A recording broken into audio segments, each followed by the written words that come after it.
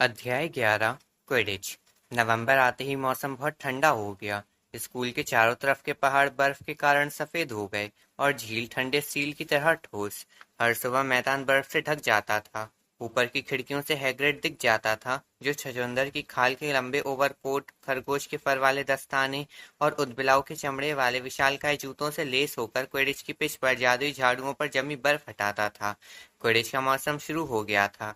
कई सप्ताह तक प्रैक्टिस करने के बाद हैरी शनिवार को अपना पहला मैच खेलने वाला था, जो गरुड़द्वार और नागशक्ति के बीच हो रहा था। अगर गरुड़द्वार जीत जाएगा तो हाउस चैंपियनशिप में दूसरे स्थान पर पहुंच जाएगा। शायद ही किसी ने हैरी को खेलते देखा था, क्योंकि वुड ने यह फैसला किया था कि हैरी को गुप्त हथियार के रूप में छिपा कर रखना है। परंतु ये खबर किसी तरह फैल गई कि वह खोजी के रूप में खेलने वाला है, और हैरी को पता नहीं था कि क्या ज्यादा बुरा है, लोगों का ये कहना कि वह बहुत बढ़िया खेलेगा, या कि उसके नीचे गद्दा लेकर वो दौड़ेंगे ताकि गिरने पर उसे झेल लें। ये सचमुच उसका सौभाग्य था कि उसके पास अब हरमाइनी जैसी दोस्त थी।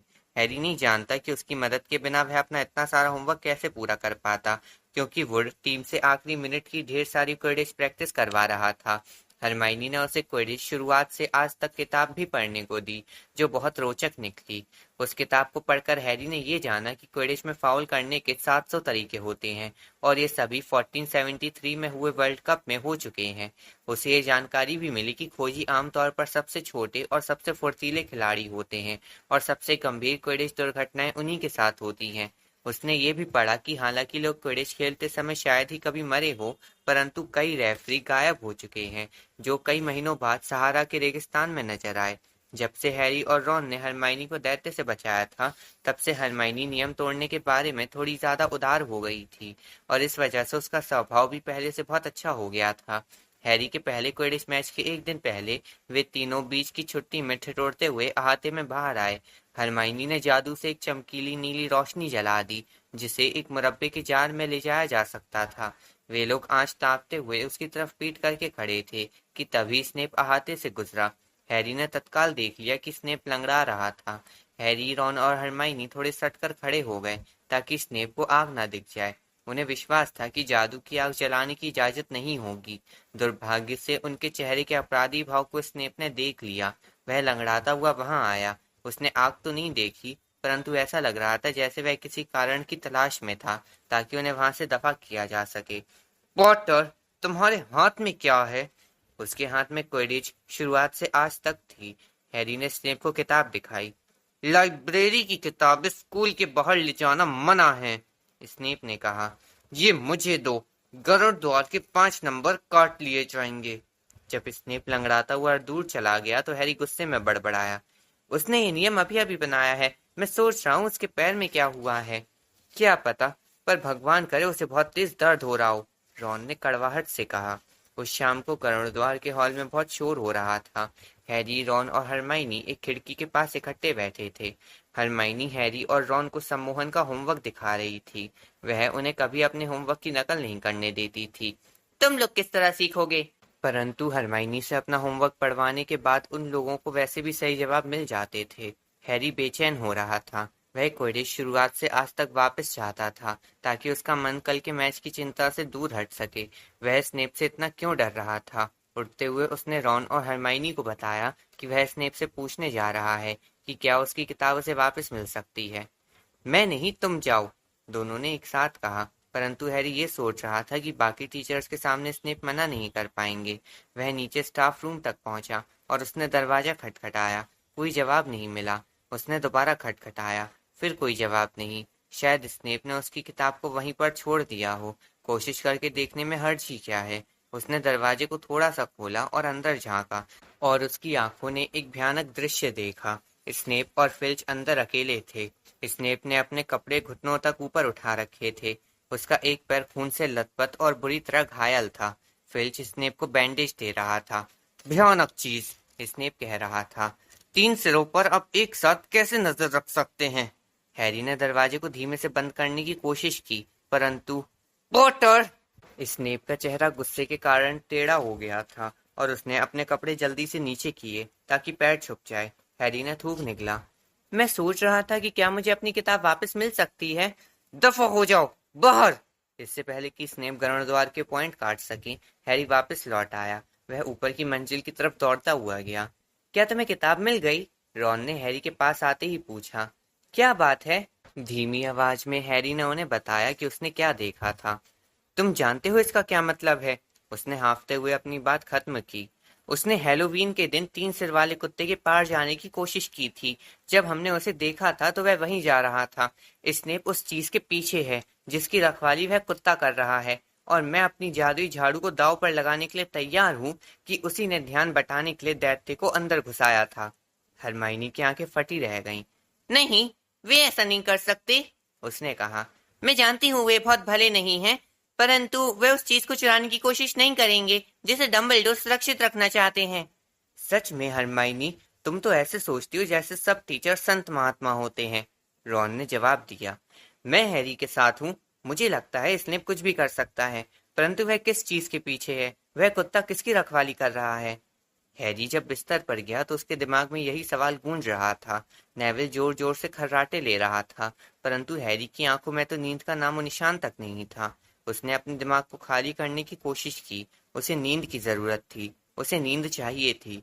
कुछ ही घंटों बाद उसका पहला क्विडिच मैच होने वाला था, परंतु जब हैरी ने स्नेप का पैर देखा था तो स्नेप के चेहरे पर जो भाव था उसे भूलना आसान नहीं था।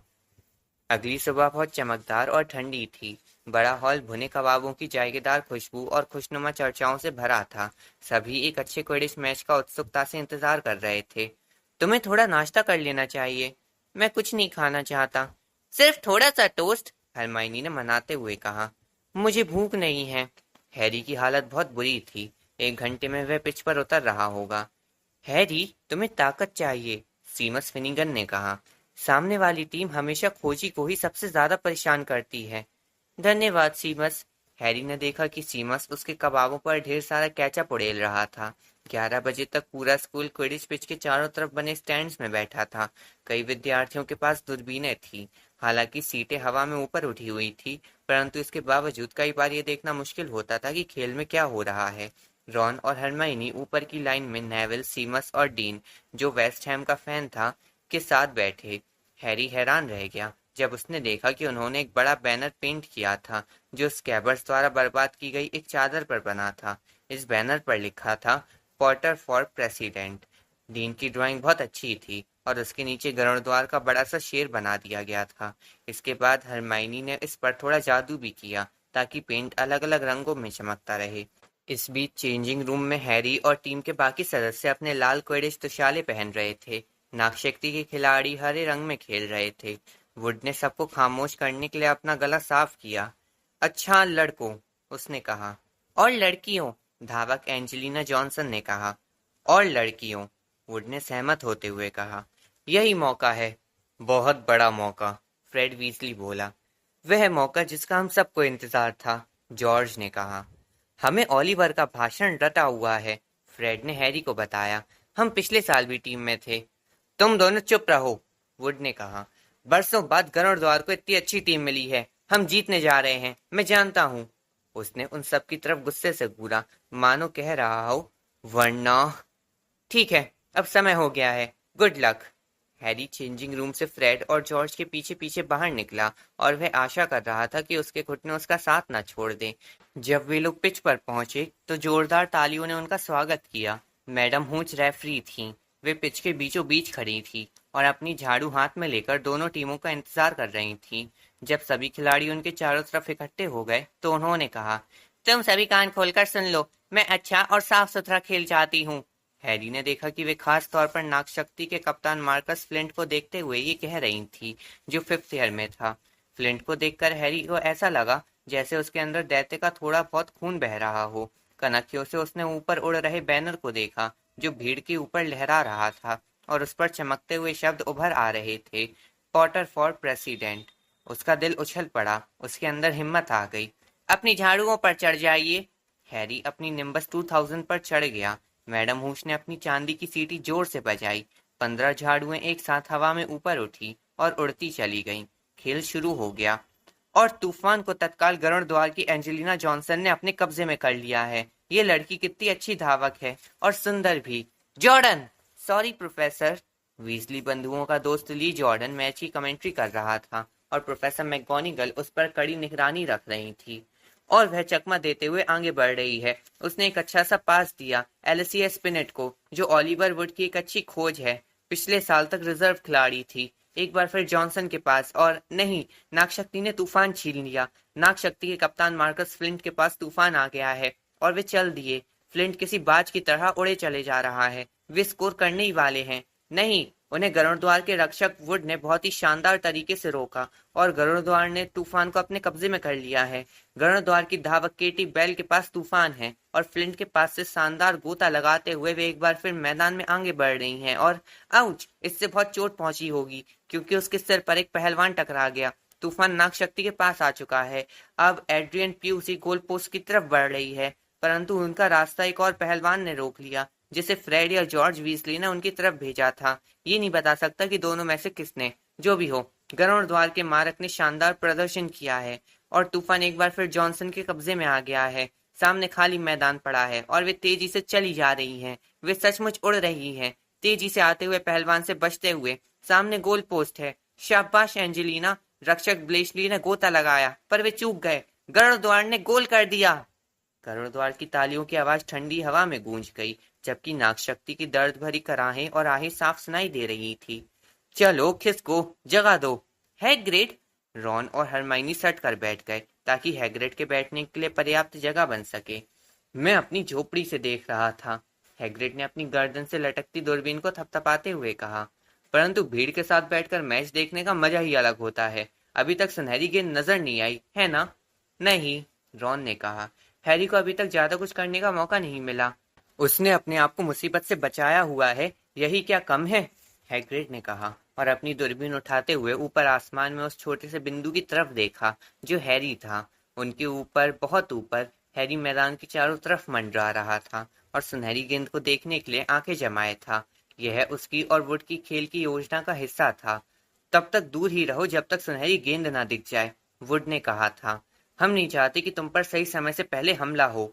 जब एंजेलिना ने स्कोर किया तो हैरी ने दो कलाबाजियां दिखाकर अपनी भावनाओं का इजहार किया। इसके बाद वह एक बार फिर सुनहरी गेंद को चारों तरफ खोजने लगा। एक बार उसे सोने की झलक दिखी, परंतु वह वीसली बंधुओं में से किसी एक की कलाई घड़ी का सिर्फ प्रतिबिंब था। फिर एक पहलवान ने उसकी तरफ आने का फैसला कर लिया। पहलवान किसी तोप के गोली की तरह आ रहा था, परंतु हैरी ने उसे चकमा दे दिया और फ्रेड वीजली उसका पीछा करते हुए आया। सब ठीक है हैरी, वह चिल्लाया और फिर पहलवान को तेजी से मारकर फ्लिंट की तरफ मार दिया। नाग शक्ति के पास तूफान है, ली जॉर्डन बोल रहा था। धावक प्यूसी ने दो पहलवानों, दो वीजली बंधुओं और धावक बेल से बचते हुए तेज गति पकड़ ली है और वे जा रहे हैं। एक मिनट, क्या यह सुनहरी गेंद थी?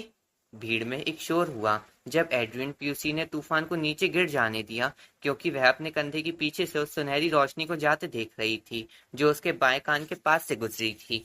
हैरी ने उसे देख लिया। बहुत रोमांचित होकर उसने सोने की झलक के पीछे गोता मारा। नागशक्ति के खोजी टेरेंस हिग्स ने भी उसे देख लिया था। वे दोनों लगभग एक साथ सुनहरी गेंद की तरफ झपट रहे थे। ऐसा लग रहा था जैसे सभी धावक ये भूल गए थे कि उन्हें क्या करना था और इसके बजाय वे बीच हवा में खड़े होकर देखने में लगे थे।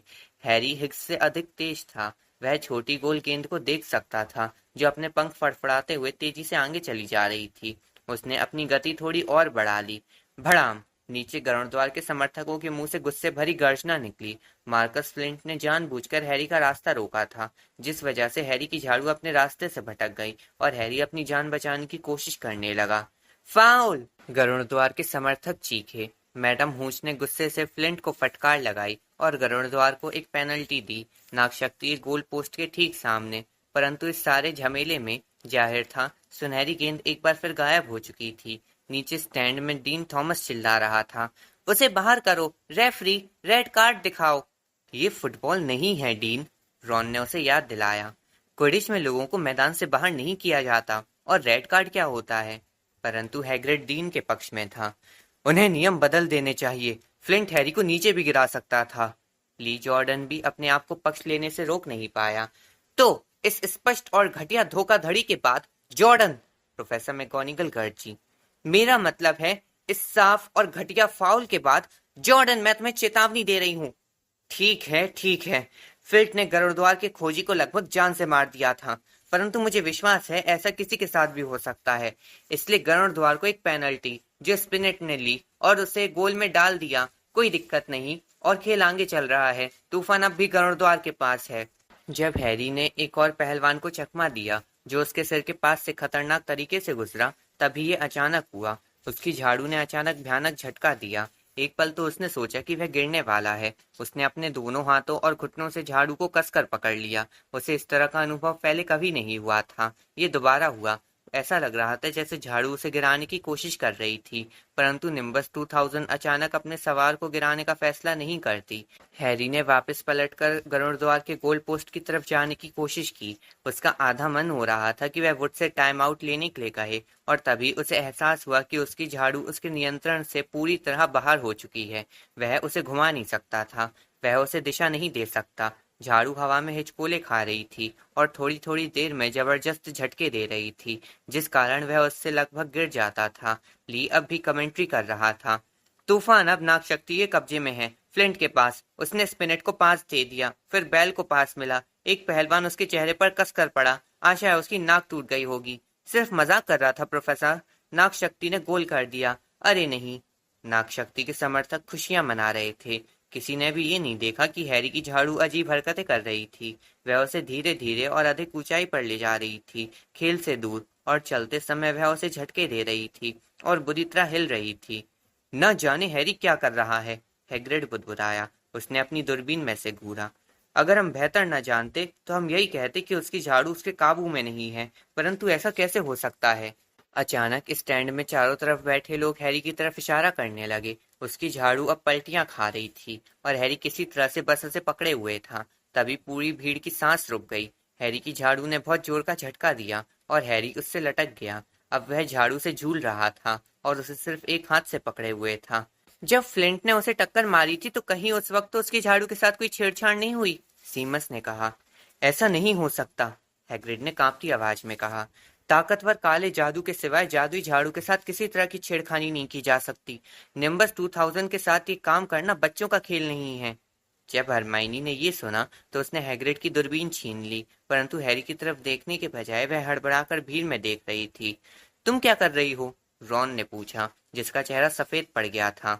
मैं जानती थी, हरमाइनी ने हाँफते हुए कहा। स्नेप की तरफ देखो। रॉन ने दूरबीन ली। स्नेप उनके सामने वाले स्टैंड में बीच में बैठा हुआ था। उसने अपनी आंखें हैरी पर जमा रखी थी और वह धीमे धीमे लगातार कुछ बुदबुदा रहा था। वह कुछ कर रहा है, वह झाड़ू पर जादू कर रहा है, हरमाइनी ने कहा। हमें क्या करना चाहिए? ये मुझ पर छोड़ दो। इससे पहले कि रॉन कुछ और कह पाए, हरमाइनी गायब हो गई। रॉन ने अपनी दूरबीन फिर हैरी की तरफ घुमाई। उसकी झाड़ू अब इतनी तेजी से कांप रही थी कि उससे ज्यादा देर तक लटकना असंभव था। सारे दर्शक अब खड़े हो गए थे और दहशत से देख रहे थे कि वीसली बंदूक किस तरह हैरी को अपनी झाड़ू पर सुरक्षित खींचने की कोशिश कर रहे थे, परंतु कोई फायदा नहीं हुआ। हर बार जब भी वे उसके पास जाते थे, झाड़ू और ज्यादा ऊपर उछल जाती थी। वे लोग नीचे आकर उसके ठीक नीचे गोल गोल घूमने लगे। जाहिर था कि उसके गिरने की स्थिति में वे लोग उसे पकड़ने की आशा कर रहे थे। मार्कस फ्लिंट ने तूफान को अपने कब्जे में किया और बिना किसी के देखे 5 गोल कर दिए। जल्दी हरमाइनी, रॉन हताश होकर बुदबुदा रहा था। हरमाइनी लोगों को धकेलते हुए उस स्टैंड तक पहुंची जहां स्नेप खड़ा था। अब वह उसके पीछे वाली लाइन में दौड़ रही थी। जब उसने अगली लाइन में बैठे प्रोफेसर क्विरल को सिर की सीधी टक्कर मारी, तब भी वह सॉरी कहने के लिए नहीं रुकी। स्नेप के पास पहुंचते ही वह झुकी और अपनी छड़ी बाहर निकाली और कुछ चुने हुए शब्द कहे। उसकी छड़ी से चमकीली नीली आग निकली और स्नेप के कपड़ों के सिरे पर लग गई। स्नेप को यह एहसास होने में शायद 30 सेकंड लग गए कि उसके कपड़ों में आग लग गई थी। उसके अचानक चौंकने की आवाज ने हरमाइनी को बता दिया कि काम हो गया था। स्नेप के पास से आग को लौटाकर अपनी जेब में रखे एक छोटे से जार में वापस रखते हुए वह वापस लौट गई। स्नेप को पता भी नहीं चलेगा कि क्या हुआ था। इतना काफी था। ऊपर हवा में हैरी अचानक अपनी झाड़ू पर बैठने में सफल हो गया। नेविल, अब तुम ऊपर देख सकते हो, रॉन ने कहा। नेविल पिछले 5 मिनट से हैग्रिड की जैकेट में मुंह छुपाकर सुबक रहा था। जब हैरी जमीन की तरफ तेजी से उतर रहा था तो भीड़ ने उसे अपने मुंह पर इस तरह से हाथ रखते देखा मानो उसे उल्टी होने वाली हो। वह अपने दोनों हाथों और दोनों पैरों के बल पिच पर कूदा, खांसा और उसके हाथ में कोई सुनहरी चीज नीचे गिरी। मैंने सुनहरी गेंद पकड़ ली है, वह चीखा, और उसने सुनहरी गेंद को अपने सिर के ऊपर चारों तरफ लहराया। खेल पूरी तरह दुविधा में समाप्त हुआ। उसने उसे पकड़ा नहीं, उसने उसे लगभग निगल लिया था। नागशक्ति का कप्तान फ्लिंट 20 मिनट बाद खींच रहा था, परंतु इससे कोई अंतर नहीं पड़ा। हैरी ने कोई नियम नहीं तोड़ा था और ली जॉर्डन अब भी खुशी खुशी चिल्लाकर परिणाम बता रहा था। गरुड़द्वार 60 के मुकाबले 170 पॉइंट से जीत गया था। हैरी ने इस बारे में कुछ भी नहीं सुना। वह तो हैग्रिड की झोपड़ी में रॉन और हरमाइनी के साथ बैठकर कड़क चाय पी रहा था। ये स्नेप की कारस्तानी थी, रॉन बोल रहा था।